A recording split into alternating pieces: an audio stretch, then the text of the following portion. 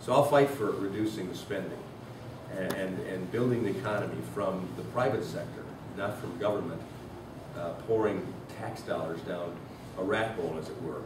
You know, stop and think. The stimulus plan that Mark Schauer supported and spoke for and said, this will keep us from going above 8% unemployment. Yeah, right. And said, I'll bring 109,000 jobs. That was his words. Those were his words. 109,000 jobs to this state. And I'll bring almost 8,000 jobs to this district. What are we seeing? 70,000 lost net jobs in this state. And we've seen almost 10,000 lost net jobs in this district.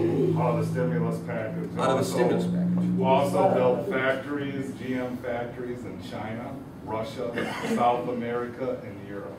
Nobody talks too much about that. And a $400,000, and things like a $400,000 contract to find out whether the impact of having malt liquor and marijuana combined is worse than one or the other. That's stimulus. Yeah, how can you sign up for that? That's stimulus. Well, you could have signed up for it. I understand that they gave, if you were a participant in that, they gave you 4 bottles of malt liquor or malt beverage a day and a packet of marijuana. I'm sure a lot of people out there would probably say, why didn't I know about that? Yeah. Yes, sir. I always thought that if the parts coming back from other countries to make cars with, that are made at a cheaper rate than they are here, they tax those parts coming in. GM, Chrysler, and Ford would probably bring those jobs back if they were taxed high enough to make it pay to bring them back.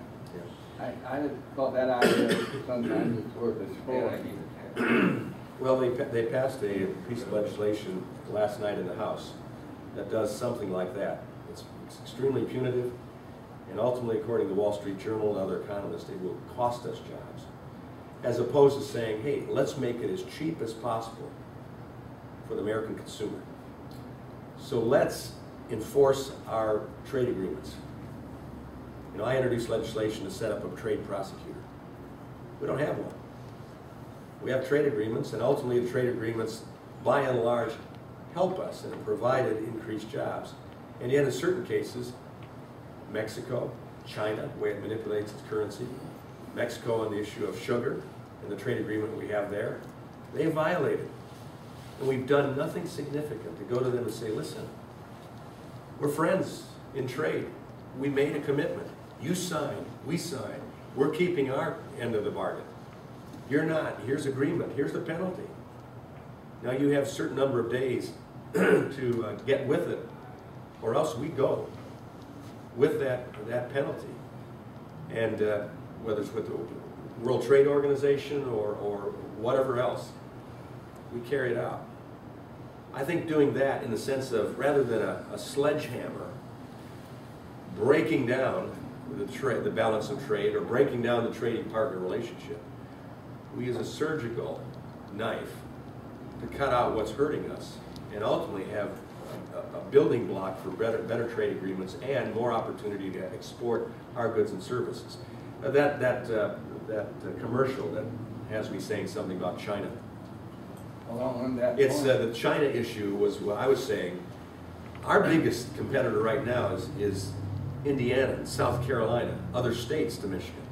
Because our borders here have signs saying not open for business. Even the governor says we're open for business. Why? Because of the business costs, the excessive regulations, the red tape to get jobs here. That's the biggest problem. But we are getting jobs back from China. You know, I've met a number of plants who have products that they've bought from China in order to reduce the cost so they can keep jobs here. But they've had such a reject rate, whether it's a valve or whether it's a gauge part, that between the cost of having those shipped over on ships and sitting on the ocean for an extensive number of days, or the rejects, they found out it's cheaper to go with the tried and true American provider. Now, if we saw that as an opportunity to expand our export to China with the millions of potential customers we have there, and we do what's necessary to take the hurdles out of the way of businesses here, that we could do by reducing unnecessary taxes, by reducing unnecessary regulation. Environmental controls go way beyond reality. There's no way we couldn't compete with any place in the world.